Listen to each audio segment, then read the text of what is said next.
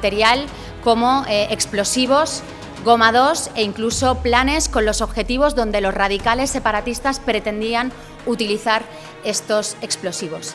Ahora ya sabemos a qué se refería el señor Torra con eso de apretar. ¿Apretad el detonador? ¿Apretad el detonador de estos explosivos?